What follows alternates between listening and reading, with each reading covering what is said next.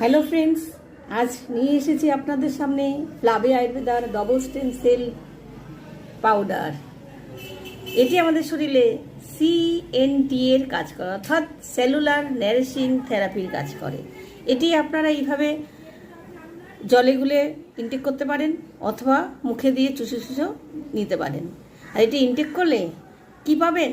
এটি হলো superior antioxidant with anti ageing property, অর্থাৎ আমরা চাই সবাই নিজেদেরকে বার্ধক্যটাকে আসতে দেবে না। বয়স আমার হবে 50, কিন্তু দেখতে হবে 30।